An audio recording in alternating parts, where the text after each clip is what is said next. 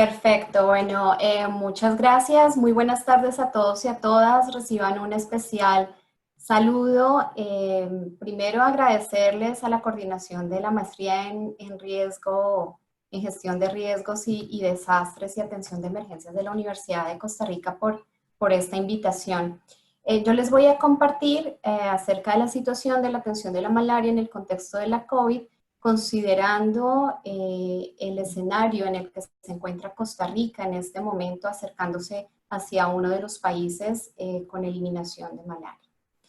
Entonces, inicialmente como contexto, quiero resaltar que la Estrategia Técnica Mundial contra la Malaria 2016-2030, como ustedes observan en pantalla, destaca la necesidad de la cobertura universal de intervenciones antimaláricas basadas para todos los grupos en riesgo y resalta realmente la importancia de usar datos de vigilancia de gran calidad para adoptar las decisiones para el cumplimiento de los 4 objetivos que ustedes ven en pantalla, el cual, uno de ellos, el objetivo 3, está relacionado con la meta de eliminación de malaria para el 2020 por lo menos de 10 países, y para el 2025 por lo menos de 20 países.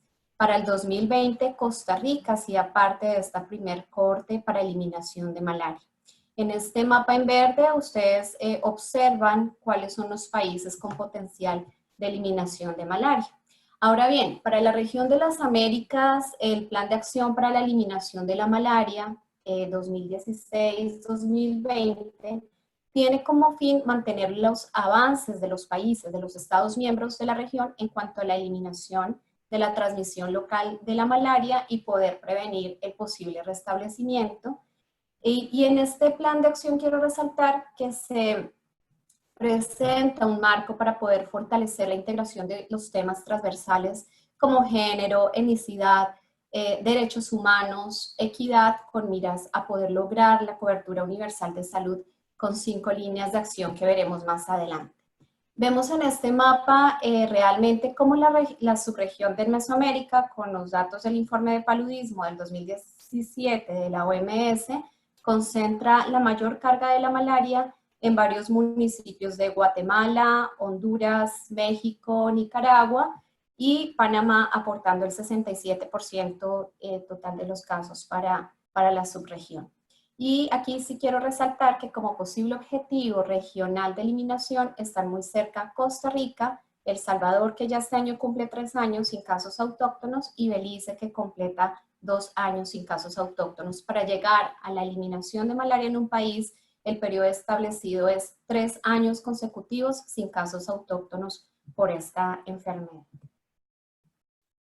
Bueno, aquí considerando estos mismos pilares y elementos que han respaldado esa estrategia técnica mundial contra la malaria, de la cual les acabo de hablar, la región de las Américas ha definido estas 5 líneas de acción que ustedes observan en pantalla para poder acelerar los esfuerzos hacia la eliminación de la malaria.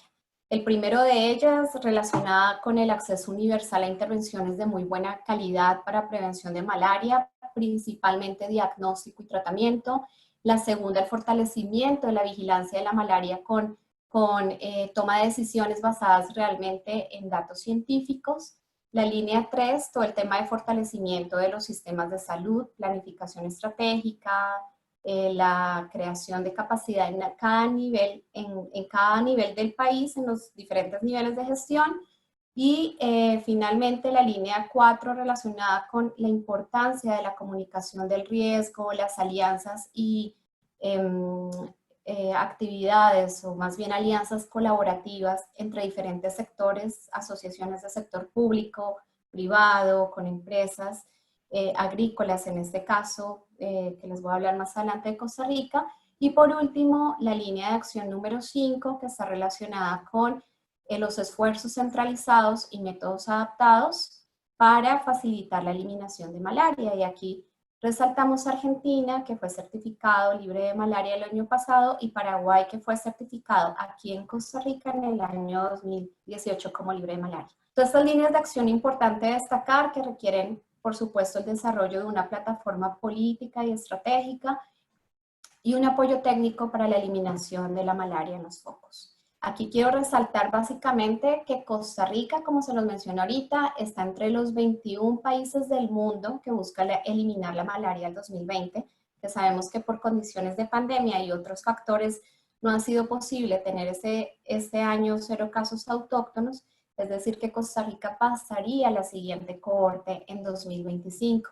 Y paralelamente, Costa Rica forma parte de los 10 países que hacen parte de la Iniciativa Regional de Eliminación de Malaria, conocido como IREM, que consiste en un asocio entre la Organización Panamericana de la Salud, el Banco Interamericano de Desarrollo, con la participación de otros donantes y cooperantes.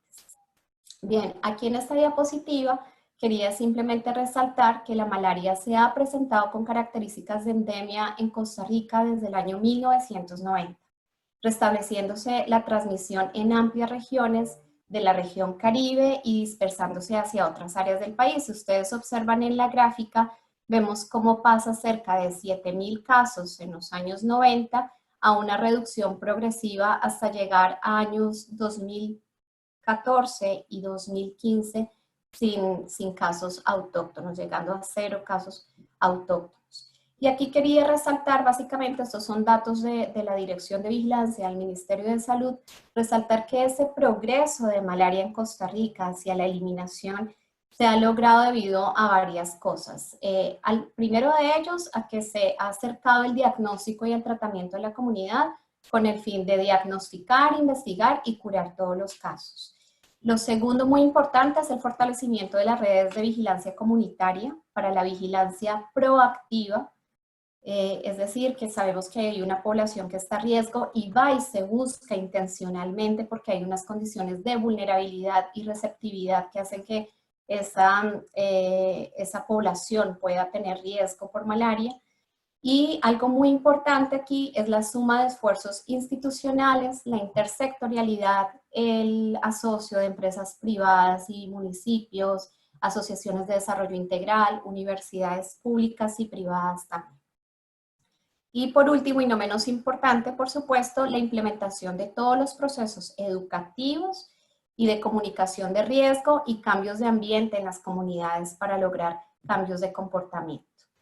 Considerando lo que les acabo de mencionar, debido a que Costa Rica se acerca a la eliminación, ha iniciado desde hace 2 años un ejercicio con las autoridades del Ministerio de Salud, la Caja, el INCIENSE, en el que hemos apoyado como OPS, para desarrollar este ejercicio de estratificación del riesgo en malaria basado en un análisis de vulnerabilidad que se constituye como el riesgo de importación de parásitos, es decir, si provienen de un país endémico, viene con el parásito y nosotros tenemos un área altamente receptiva, es decir, que reúne todas las condiciones ecológicas para que el vector se infecte y se desarrolle y pueda seguir transmitiendo, pues allí vamos a tener un gran riesgo.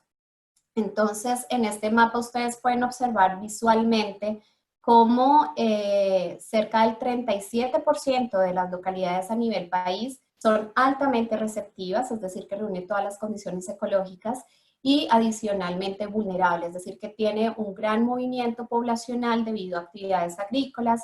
Ven como en la zona Huetar Norte, principalmente en la zona fronteriza, al norte hay actividades de minería, que sabemos, acciones de minería ilegal, y esto ha constituido unos focos importantes para el país actualmente. Bueno, entonces ustedes dirán, pero bueno, claro, están esos focos allí y ¿qué se promueve para la eliminación de esos focos y más a un país que se está acercando hacia la eliminación? Bueno, realmente aquí lo que les quiero mostrar en esta diapositiva es que existe una estrategia que se conoce como la estrategia DTIR, que consiste en la detección, el diagnóstico, el tratamiento, la investigación y respuesta en esos focos, en esos puntos rojos que ustedes acaban de evidenciar, que son los focos activos que tiene Costa Rica en este momento, cerca de 10 focos activos. Hasta que se logre la eliminación de esos focos de malaria en Costa Rica, estaríamos hablando de la eliminación a nivel nacional. Este proceso de vigilancia de malaria basado en el DTIR es bastante importante, es tomado también como ejemplo de una estrategia que adoptó China en su estrategia 137. Lo que se busca es que al primer día un caso sospechoso de malaria pueda ser inmediatamente diagnosticado, en lo posible que sea detectado 48 horas desde el inicio de los síntomas, inmediatamente es diagnosticado, se recurre al tratamiento, a un tratamiento supervisado en boca y que cumpla todo su esquema para asegurar la cura radical. Y adicionalmente que en el día aproximadamente, en el día 3 desde que se detectó el caso, se puedan hacer todas las acciones de investigación respecto a ese caso y de respuesta, que incluye todo el tema de buscar más casos alrededor de ese, si está en una zona receptiva pudo haber originado más casos, y adicionalmente desarrollar estrategias de control vectorial como rociamiento residual intradomiciliario y mosquiteros con insecticida de larga duración.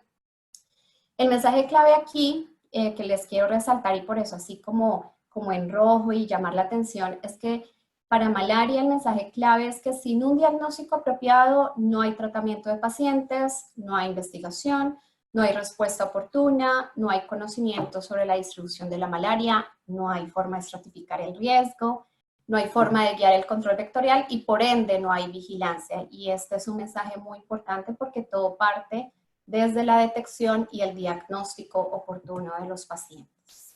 Bien, ¿y cómo hacerlo? No voy a detallar un poco esto, solamente voy a mencionar cuáles son los pasos. Primero, partir de la estratificación de riesgo de malaria, que fue ese mapa que les mostré con todos los puntos diferenciados dependiendo la vulnerabilidad y receptividad.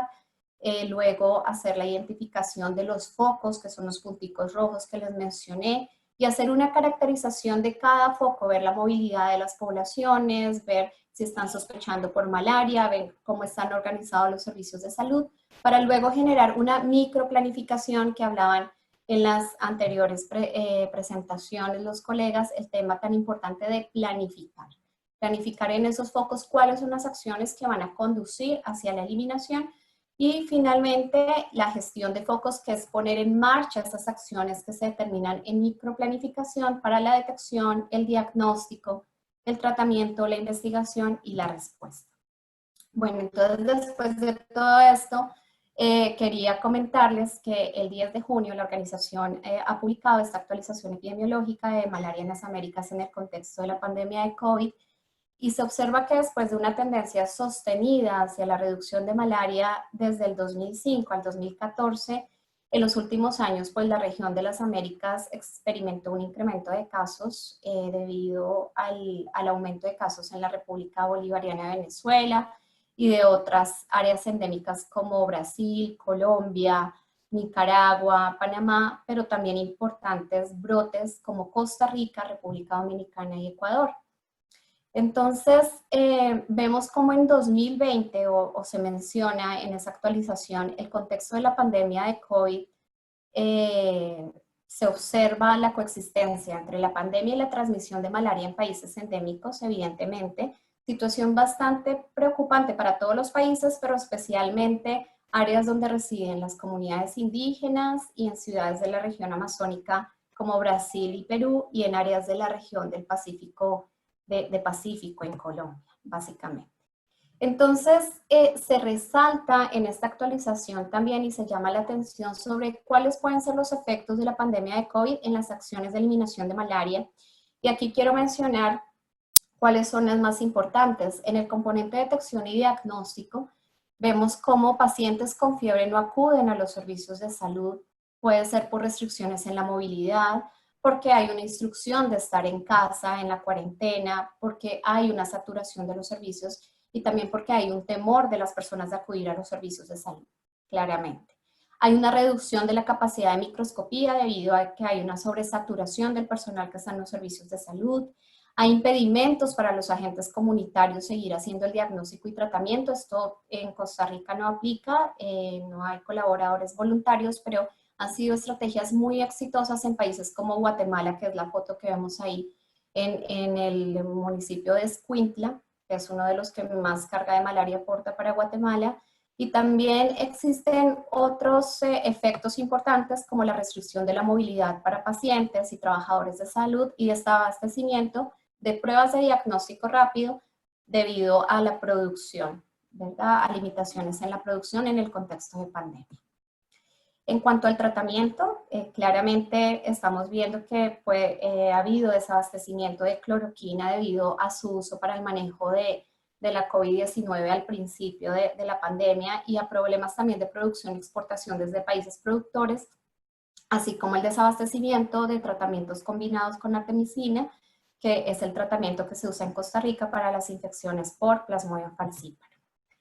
En cuanto a la vigilancia, efectos importantes que quiero resaltar aquí es la ausencia de búsqueda activa e investigación de casos por restricción del personal. Es decir, los inspectores de salud o los ATAP, debido a las limitaciones de movilidad, no podían ir al inicio de la pandemia y en algún momento ir a esos sitios donde se sospechaba podían haber poblaciones a riesgo que estaban teniendo casos importados de malaria debido a la porosidad de las fronteras y que podría establecerse allí una transmisión.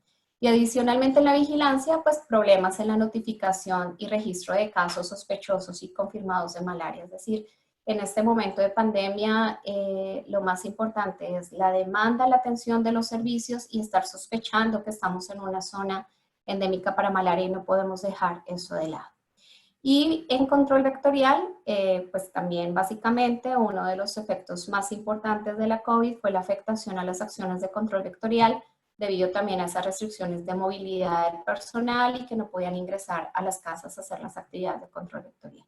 Entonces, básicamente aquí en esta tabla no voy a entrar en mucho detalle por cuestión de tiempo, creo que me quedan 4 minutos. Básicamente queremos resaltar cómo se ha generado un porcentaje de diferencia relativa respecto a la semana epidemiológica del año pasado y esta, donde vemos unos incrementos muy importantes para Nicaragua, Panamá, Surinam, o sea, casi todos los países a la misma semana epidemiológica van en un aumento considerable de casos respecto al año pasado por todos los efectos que acabamos de ver de la pandemia para las acciones de malaria. Costa Rica, acorde a la información epidemiológica del Ministerio de Salud actualizada, reporta un aumento del 13% respecto a la semana epidemiológica 33 del año anterior. Bueno, y aquí básicamente mencionarles, considerando todo esto que acabamos de ver y los efectos, la OPS emite unas medidas para asegurar la continuidad de la respuesta a la malaria durante la pandemia de COVID. Básicamente presenta este abordaje donde hay 4 pasos. El primero, insta a los países a poder conocer los problemas para las acciones de malaria en el contexto de la pandemia. Segundo, tomar medidas a nivel nacional, es decir, se podría articular con la instancia nacional, disposiciones nacionales para poder asegurar y mantener el diagnóstico temprano de malaria ante cualquier caso de fiebre en áreas endémicas u otros. El tercer paso que observamos aquí abajo es conocer la información básica para orientar las acciones de mitigación en malaria a nivel local. Y ahí es importante conocer cuáles son las restricciones impuestas localmente para la movilidad de las personas, establecer el estado de las existencias de medicamentos para malaria, de las pruebas diagnósticas. Y algo muy importante es mapear el recurso humano disponible en la red local de diagnóstico. Y por último, adoptar y adaptar las medidas de mitigación a nivel local acorde a los diferentes escenarios. Entonces vemos en esta diapositiva que realmente los cambios que requieren los países se hacen mayores, por ejemplo, en zonas de transmisión ya comunitaria de COVID, a diferencia de donde solamente habían casos importados o conglomerados o áreas sin COVID, y esa fue la situación de Costa Rica. Al principio de la pandemia, las áreas que presentaban malaria todavía no había una transmisión por COVID o solamente algunos casos importados y las acciones continuaban. Ya luego el panorama cambió y pues fue bastante diferente. Entonces aquí se citan las principales acciones. Me quedan 3 diapositivas para finalizar. Solamente quería resaltar que a 2 meses de notificado el primer caso de COVID en Costa Rica, no había reporte de casos del nuevo coronavirus en áreas endémicas de malaria, como lo acabo de mencionar, y persistía una transmisión local del virus asociada a cadenas de transmisión, clúster de casos. Y antes de la pandemia, en el marco de la IREM que les comenté al principio, hubo un ajuste técnico de qué se iba a hacer en cada uno de los focos de malaria y demás, pero todo esto por los efectos que acabamos de ver, pues se vio rezagado cuando comenzaron a aumentar los casos por COVID en estas áreas y fueron suspendidas varias de las acciones estratégicas y operativas para malaria.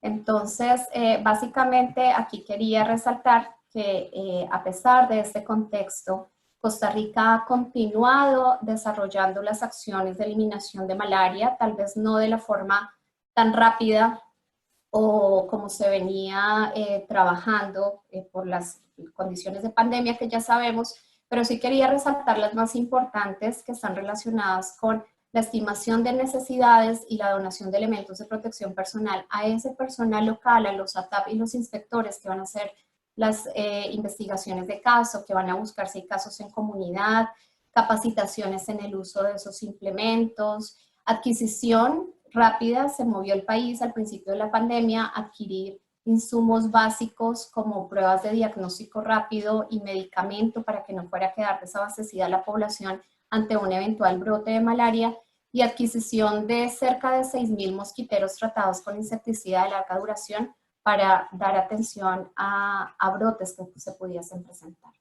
Ya esta última diapositiva para terminar, estoy pasado un minuto, quería resaltar en esta diapositiva y como conclusión que realmente mantener los esfuerzos para prevenir, detectar y tratar todos los casos de malaria al mismo tiempo que se evita la propagación de COVID-19 es fundamental, pero lo más fundamental es garantizar la seguridad de quienes prestan y reciben los servicios. Y deseo resaltar que el camino hacia la eliminación de la malaria en un país no se acaba con la certificación. La prevención del restablecimiento de la enfermedad exige mantener actualizados los sistemas de vigilancia y una capacitación continua a los profesionales sanitarios de todos los niveles y de los sectores tanto públicos como privados.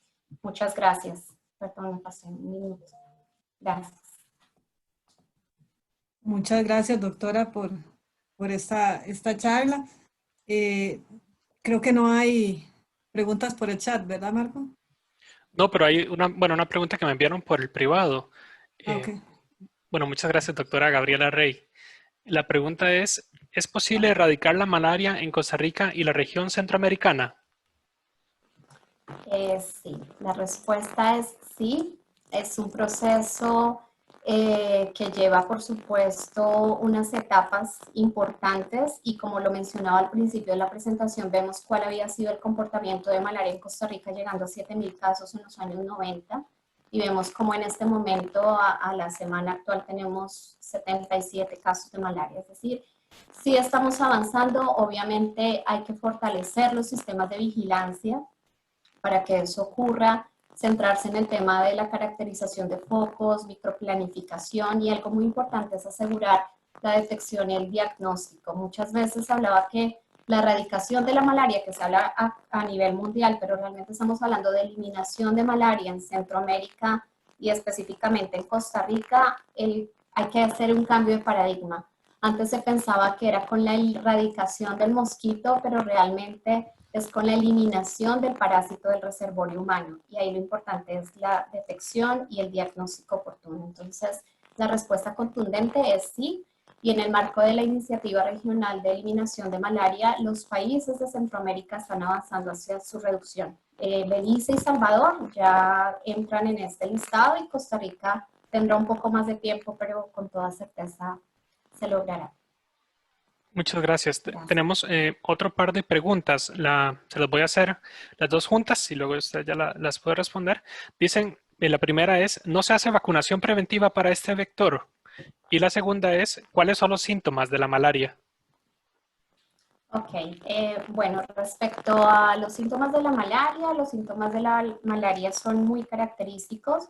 Son fiebres altas, intermitentes, escalofríos también de manera intermitente. En un momento tienes mucho calor, en otro momento tienes mucho frío, dolor de cabeza, algunas veces se presentan vómitos y un malestar general. Pero básicamente fiebres, escalofríos, los paroxismos que se dan de manera intermitente es el síntoma principal para malaria. Y adicionalmente, respecto a vacunación preventiva, no existe vacunación preventiva. Sabemos que en este momento existe una vacuna que está en ensayo piloto en algunos países de África, aprobado por la Organización Mundial de la Salud, en Ghana, en Kenia y en Malawi, orientada principalmente al grupo de niños y para infecciones por Plasmodium falciparum. Pero básicamente en este momento no hay vacuna. El desarrollo del pilotaje, la OMS estará presentando resultados sobre esta implementación piloto en África. Ok, tenemos una última pregunta que dice, para el control de la malaria, ¿existe diferencia entre erradicación y eliminación? Así es. Erradicación, estamos hablando si se, ¿cómo decir?, borrar de la faz de la tierra, por decirlo así, de manera muy sencilla, el parásito a nivel mundial. La eliminación, estamos hablando que estamos atacando, o valga la redundancia, eliminando el parásito de una población o de un sector específico. Por eso realmente el concepto más adecuado para emplear es eliminación en vez de erradicación. Obviamente esto viene de tiempos históricos que se hablaba de los programas de erradicación de la malaria, pero se ha ido cambiando y el concepto adecuado es eliminación. De acuerdo. Tenemos una última pregunta ahora sí, que dice, ¿cuentan con tratamiento para malaria actualmente en Costa Rica o están en desabasto por su uso inicial en COVID-19? No, realmente la Caja Costarricense del Seguro Social cuenta con un muy buen sistema de seguimiento al stock de medicamentos para todas las enfermedades, y en este caso malaria no es la excepción. El país cuenta con un abastecimiento importante, no solamente restringido al comportamiento histórico de la malaria, sino a la posibilidad de que existan convivientes por casos que aparezcan y poder tratar también eventualmente a los convivientes acorde a la norma nacional de malaria. Entonces la respuesta contundente es sí, en este momento Costa Rica tiene abastecimiento de medicamento antimalárico, no solamente para Plasmodium vivax, sino también para Plasmodium falciparum, por donación que hace la OMS, que es un tratamiento diferente y que los casos de Plasmodium falciparum en Costa Rica son esporádicos. De acuerdo, muchísimas gracias, doctora Gabriela Rey.